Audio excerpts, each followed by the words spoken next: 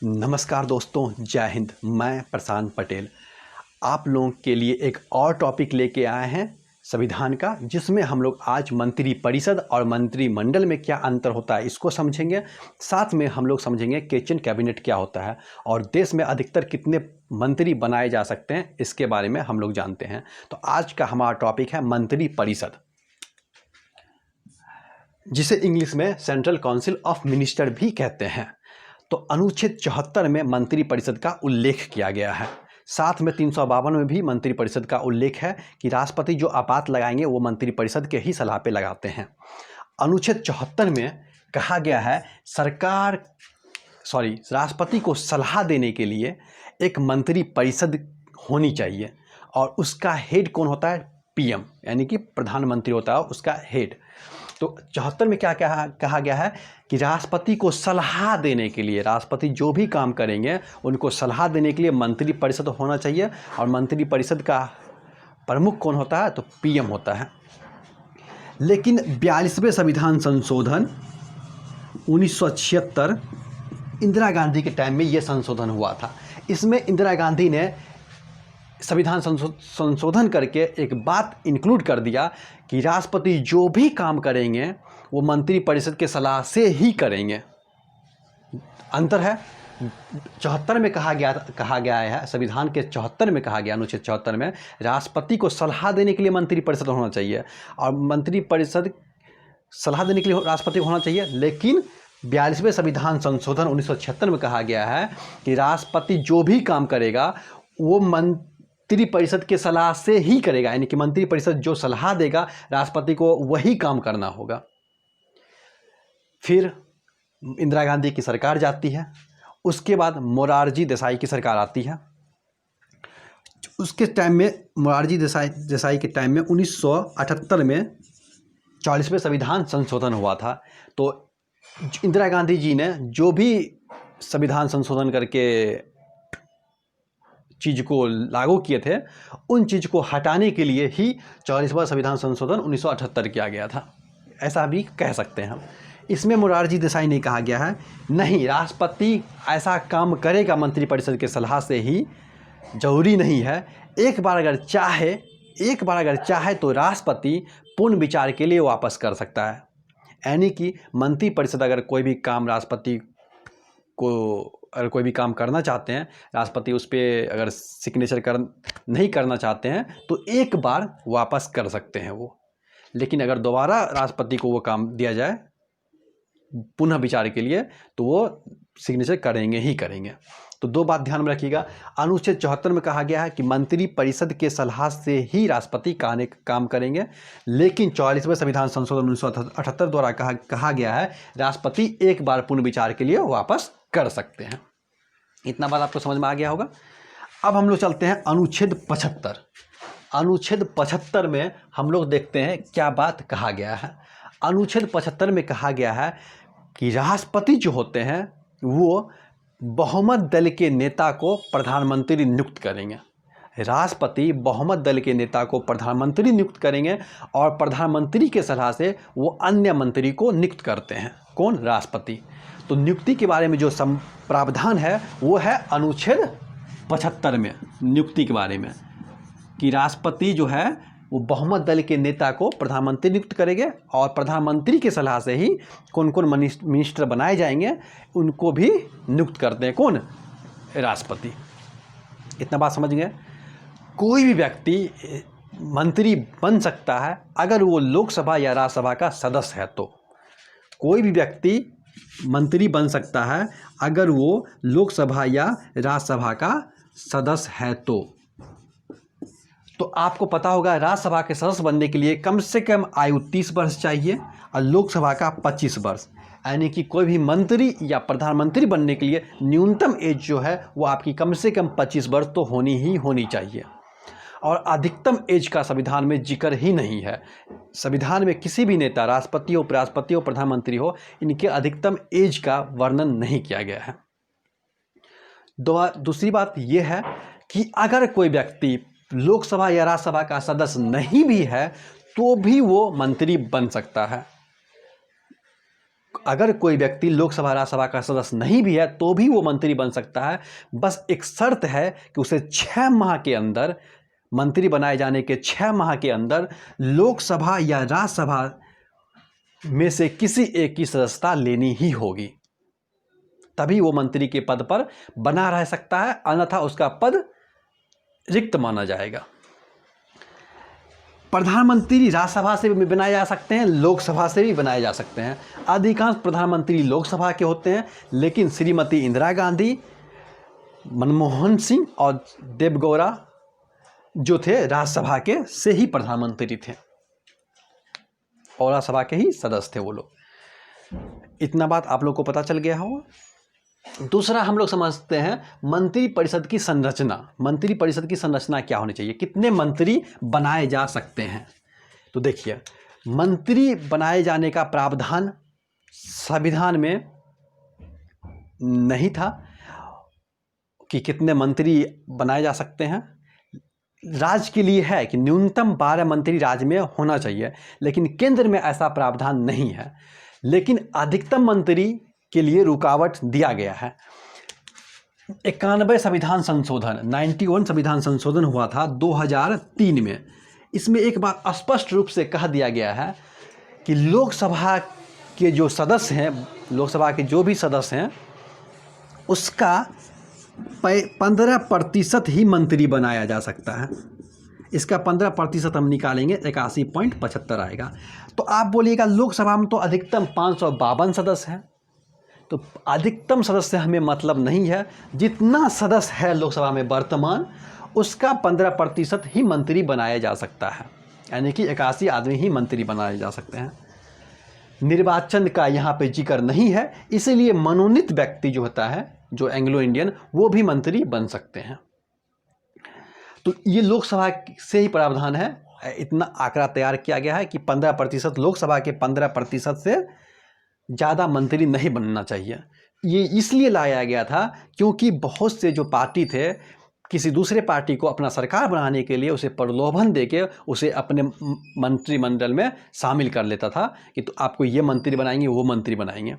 तो इससे शामिल होने पर एक मंत्रिमंडल का विस्तार ज़्यादा होता था और लोभ प्रलोभन देके सरकार बन जाती थी। इसी को रोकने के लिए 91 संविधान संशोधन 2003 को लाया गया, जिसमें कहा गया कि 15% से ज़्यादा मंत्री नहीं होना चाहिए लोकसभा के।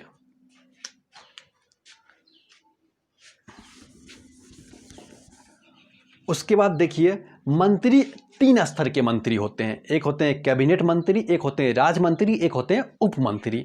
तो समझते हैं कैबिनेट मंत्री किसको बोलते हैं, राज्य मंत्री किसको बोलते हैं, उप मंत्री किसे बोलते हैं। कैबिनेट मंत्री, ये हम लोग का जो मंत्री परिषद है, संसदीय प्रणाली, ये ब्रिटेन से लिया गया है, ठीक है।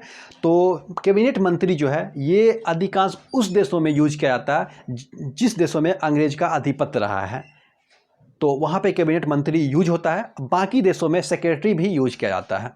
तो मंत्री जो कैबिनेट मंत्री होते हैं, वो उच्च स्तर के मंत्री होते हैं। जो भी देश के बड़े बड़े मंत्रालय हैं, गृह मंत्रालय, रक्षा मंत्रालय, शिक्षा मंत्रालय, सूचना प्रसारण मंत्रालय, और जिस तरह के भी बड़े बड़े मंत्रालय हैं, वो सब कैबिनेट मंत्री के अधीन ही आते हैं, ठीक है। तो आप जितने ही बड़े मंत्रालय देखते होंगे या जो भी बड़े नेता देखते होंगे, उसे कैबिनेट स्तर के मंत्री बनाए जाते हैं। पहला बात। दूसरा बात, राज्य मंत्री।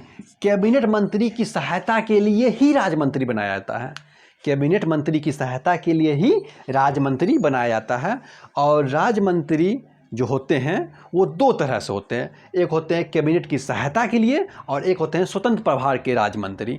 जो स्वतंत्र प्रभार के राज्य मंत्री होते हैं, वो जब कैबिनेट की बैठक होता है तो उसमें भाग ले सकते हैं, लेकिन जो कैबिनेट की सहायता के लिए राज्य मंत्री बनाए जाते हैं, वो कैबिनेट की सहायता में, कैबिनेट की सभा में भाग नहीं लेते हैं। इतना बात आपको समझ में आ गया होगा। उप मंत्री, तो ये भी कैबिनेट की सहायता के लिए ही उप मंत्री बनाए जाते हैं, ठीक है। तो आप समझिएगा, कैबिनेट उच्च स्तर के मंत्री होते हैं, राज्य मंत्री कैबिनेट मंत्री की सहायता के लिए बनाए जाते हैं, उप मंत्री भी कैबिनेट मंत्री की सहायता के लिए ही बनाए जाते हैं। राज्य मंत्री और उप मंत्री ये कैबिनेट स्तर के जो मीटिंग होती है उसमें भाग नहीं लेते हैं, लेकिन जो राजमंत्री दो टाइप होते हैं, उसमें से एक टाइप होता है स्वतंत्र प्रभाव के, तो वो भाग ले सकते हैं। तो हम लोग आप समझते हैं मंत्री मंडल क्या होता है और मंत्री परिषद क्या होता है। देखिए हम लोग पीएम को बीच में केंद्र की एक धुरी मान लेते हैं कि मानिए एक पीएम जो है एक सूर्य है, और सूर्य की तरह जिस तरह से ग्रह चक्कर लगाते हैं उसी तरह से पीएम के इर्द गिर्द ही सारे मंत्री चक्कर लगाते हैं। पीएम हो गया, पीएम और प्लस कैबिनेट मंत्री, इसे हम पीएम प्लस कैबिनेट मंत्री जितने भी मंत्री है उस सब के समूह को हम लोग मंत्री मंडल बोलते हैं। क्या बोलते हैं? मंत्री मंडल। कैबिनेट इंक्लूडिंग टू पीएम, और इस सब का जो मुखिया होता है वो पीएम ही होते हैं, इनको हम लोग मंत्री मंडल बोलते हैं। ठीक है। और मंत्री परिषद किसको बोलते हैं? तो आप देखिए पीएम हो गया, उसके बाद कैबिनेट मंत्री हो गया, उसके ऊपर आप देख लीजिए राज्य मंत्री हो गया, और फिर एक हो गया उप मंत्री। तो ये सारे को मिला के हम लोग मंत्री परिषद बोलते हैं।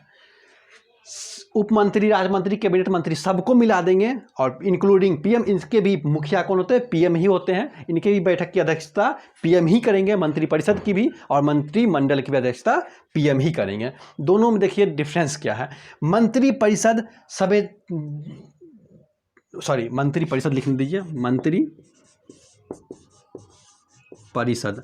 मंत्री परिषद संविधान में वर्णित शब्द है, जबकि मंत्रिमंडल संविधान में वर्णन नहीं किया गया है मंत्रिमंडल का। ये इसका आकार जो है होता है बड़ा होता है, और इसका आकार छोटा होता है, लघु होता है। इसमें 15 से 20 मंत्री ही आते हैं, जबकि इसमें से 70 से 75 मंत्री तक इनके समूह होते हैं। अधिकतम 81 से ज़्यादा नहीं हो सकता है। और इनके सारे काम जो होते हैं वो कागज पे ही सीमित रहते हैं, जबकि देश को चलाते हैं यही कुछ मंत्री मिलके। देश में जो भी कानून बनाएंगे यही मंत्री से लोग बनाते हैं। ठीक है। हालांकि सलाह ले सकते हैं सारे मंत्री से, और जो भी ये लोग कानून बनाते हैं उनको अच्छे से सुचारू रूप से देश में चल रहा है कि नहीं चल रहा है, लागू हो रहा है या नहीं हो रहा, उस सब की देखरेख कौन करता है? मंत्री परिषद करता है। और मंत्री परिषद के काम काज का देखरेख कौन करता है? कैबिनेट मंत्री करता है, जो कि मंत्रिमंडल के में समूह में होते हैं। ठीक है। आपको बस इतना बात याद रखना है, ये संविधान में वर्णित नहीं है मंत्रिमंडल, और जब संविधान में वर्णित जो शब्द है मंत्री परिषद का ही है। इतना बात आप लोग ध्यान में रखिएगा। और इसका आकार छोटा होता है। आप देखिएगा पीएम कैबिनेट मंत्री को मिला के ही मंत्रिमंडल बोलते हैं, जबकि सारे मंत्री को मिला के हम लोग मंत्री परिषद बोलते हैं। इतना बात आपको क्लियर हो गया होगा। अब हम लोग थोड़ा सा देखते हैं कि शपथ, प्रधानमंत्री को अपने पद और गोपनीयता की शपथ राष्ट्रपति दिलाते हैं, और प्रधानमंत्री जो भी मंत्री को बनाना चाहते हैं उनके सलाह पे राष्ट्रपति भी उनको भी अपने पद और गोपनीयता की शपथ दिलाते हैं। यानी कि प्रधानमंत्री और मंत्री जितने भी हैं उनको शपथ कौन दिलाएंगे? तो भारत के प्रेसिडेंट यानी कि राष्ट्रपति दिलाते हैं। समझ गए? दूसरी बात, त्याग पत्र। देखिए आपको पता ही होगा, जो कि हमेशा याद रखिएगा, जो भी मंत्री परिषद होते हैं, जो मंत्री परिषद जो दिखाए आपको पूरा बना के, वो सामूहिक रूप से लोकसभा के प्रति जिम्मेदार होते हैं। लोकसभा के प्रति जिम्मेदार होते हैं, क्योंकि लोकसभा जनता का सदन है और जनता से जुड़ा हुआ ही मंत्री होता है। इसलिए सामूहिक रूप से वो उत्तरदायित्व जो होते हैं वो लोकसभा के प्रति होते हैं, जबकि व्यक्तिगत रूप से वो उत्तरदायी राष्ट्रपति के लिए होते हैं। मंत्री परिषद व्यक्तिगत रूप से राष्ट्रपति के लिए उत्तरदायी होंगे, जबकि सामूहिक रूप से वो लोकसभा के प्रति उत्तरदायी होते हैं। ये मोस्ट इंपॉर्टेंट क्वेश्चन है। त्यागपत्र, देखिए कोई भी मंत्री अपना त्यागपत्र देना चाहता है तो वो प्रधानमंत्री को सूचित करके राष्ट्रपति को अपना त्यागपत्र दे सकता है, क्योंकि प्रधानमंत्री के सलाह से ही राष्ट्रपति मंत्री को नियुक्त करता है। इस तरह से मंत्री अपना त्यागपत्र, प्रधानमंत्री का अगर उसे समर्थन प्राप्त हो तो राष्ट्रपति स्वीकार कर लेगा त्यागपत्र। मंत्रियों का, ठीक है। अगर प्रधानमंत्री अपना त्यागपत्र देते हैं तो पूरा का पूरा मंत्री परिषद का ही त्यागपत्र मान लिया जाता है, क्योंकि मंत्री परिषद के मुखिया कौन होते हैं? प्रधानमंत्री। तो प्रधानमंत्री का इस्तीफा क्या होता है? पूरा का पूरा मंत्रिमंडल का ही इस्तीफा या मंत्री परिषद का ही इस्तीफा मान लिया जाता है, ठीक है। मंत्री परिषद का इस्तीफा मान लिया जाता है। अगर कोई एक इंडिविजुअल मंत्री अपना इस्तीफा देता है तो सिर्फ वो अपने पद से हटेगा और अपना इस्तीफा वो प्रधानमंत्री को सुनिश्चित करके राष्ट्रपति को देगा। इतना बात समझ में आ गया आपको? उसके बाद हम लोग देखते हैं व्यक्तिगत उत्तरदायित्व। कोई भी मंत्री व्यक्तिगत उत्तरदायित्व के रूप में राष्ट्रपति के लिए होते हैं व्यक्तिगत उत्तरदायी, और सामूहिक रूप से आपको बता दिए हैं लोकसभा के प्रति होते हैं, ठीक है। तो इतना बात आपको समझ में आ गया होगा। और देखिए मंत्री परिषद का कार्यकाल जो होता है कितने साल का होता है? तो मंत्री परिषद का कार्यकाल अमूमन लोकसभा का कार्यकाल 5 साल का होता है, तो मंत्री परिषद का भी कार्यकाल 5 साल का ही होगा, ठीक है। लेकिन अगर प्रधानमंत्री अपना इस्तीफा दे देते हैं तो पूरा मंत्री परिषद का इस्तीफा मान लिया जाता है। इस तरह से पहले भी लोकसभा भंग हो जाता है, ठीक है। और कोई मंत्री अपना इस्तीफा देना चाहे तो राष्ट्रपति उसे स्वीकार करने के साथ, अगर प्रधानमंत्री स्वीकार करने के साथ राष्ट्रपति को भेजता है तो राष्ट्रपति उसे त्यागपत्र मान लेता है। अब 2 इंपॉर्टेंट अनुच्छेद है, अनुच्छेद 77 और अनुच्छेद 78। तो ध्यान से सुनिए। अनुच्छेद 77 में कहा गया है कि प्रधानमंत्री के सलाह से ही राष्ट्रपति मंत्रियों का विभागों का बंटवारा करेगा, यानी कि किसको शिक्षा मंत्री मिले, किसको राज्य मंत्री मिले, किसको कानून मंत्री मिले, किसे सूचना प्रसारण मंत्री मिले, किसे खाद्य आपूर्ति मंत्री मिले, किसे परिवहन मंत्रालय मिले, किसे रेल मंत्रालय मिले। ये सब मंत्रालय का जो आवंटन करेगा वो राष्ट्रपति प्रधानमंत्री के इच्छा अनुसार, यानी कि प्रधानमंत्री की सहायता से ही करता है, ठीक है। यानी प्रधानमंत्री जिसे चाहेगा बनाने के लिए राष्ट्रपति उसे वो मंत्रालय दे देंगे। अनुच्छेद 78 में कहा गया कि प्रधानमंत्री जो भी काम करेंगे देश के हित के लिए या जो भी काम करेंगे वो सभी सूचना राष्ट्रपति को देंगे, यानी कि राष्ट्रपति को सारी सूचनाओं से अवगत कराने का काम कौन करेगा? तो पीएम करेगा। मंत्री परिषद और राष्ट्रपति के बीच में कड़ी का काम करता है कौन? हमारे प्रधानमंत्री। यानी कि मंत्री परिषद जो भी कानून बनाएंगे, देश में कोई भी लॉ अगर होगा और देश में क्या चल रहा है, ये सारी सूचनाओं से अवगत कराएंगे राष्ट्रपति को। ये बात कहा गया है अनुच्छेद 78 में। अगर हम अपने प्रधानमंत्री का तुलना करें तो अमेरिका के राष्ट्रपति से होगा, ना कि हमारे राष्ट्रपति से होगा, क्योंकि हमारे देश में राष्ट्रपति को कार्यपालक का नाम मात्र का प्रधान बनाया गया है, जबकि उन्हें सारी शक्तियों का उपयोग प्रधानमंत्री करते हैं, ठीक है। तो इतना बात आपको पता चल गया होगा। एक सिंपल सा समझ लीजिए किचन कैबिनेट क्या होता है। किचन कैबिनेट इंदिरा गांधी के टाइम में ये बहुत जोर शोर से हुआ था, और इसे पत्रकार के द्वारा दिया गया हुआ ही एक शब्द है किचन कैबिनेट। ये पत्रकार के द्वारा दिया गया है, यानी कि कहा गया था इंदिरा गांधी जी जो हैं वो किचन में मतलब रह के भी काम करते करते भी कोई ऐसा मतलब कानून ला देते हैं देश के लिए ले आती है, ठीक है। तो किचन कैबिनेट का मतलब समझिए कि इंदिरा गांधी के टाइम में ये प्रेस के द्वारा दिया गया था कि कुछ कैबिनेट मंत्री, इसमें कैबिनेट मंत्री थे शामिल, नेट मंत्री प्लस बाहरी लोग प्लस मित्र संबंधी मित्र वगैरह। कहा जाता था इंदिरा गांधी के जो भी मित्र हैं, कलीग हैं, और कुछ जो बाहरी लोग हैं जो कि मंत्री परिषद या संसद नहीं है, वो बाहरी लोग और अपने दोस्त उससे मिल के और कोई कैबिनेट मंत्री सब मिल के इंदिरा गांधी कोई भी निर्णय ले लेती थी।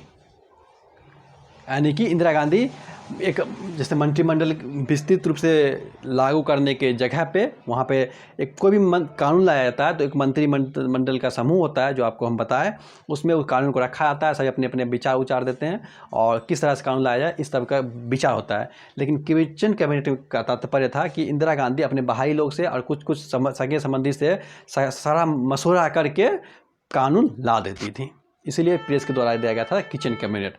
तो आपको अच्छा लगा होगा तो आप लोग शेयर कीजिए।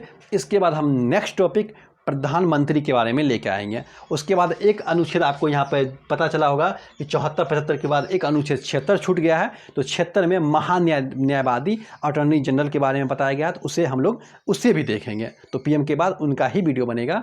तो आप लोग मेरे साथ जुड़े रहिए। आपको अच्छा लगे तो आप इस चैनल को शेयर और सब्सक्राइब कीजिए। जय हिंद।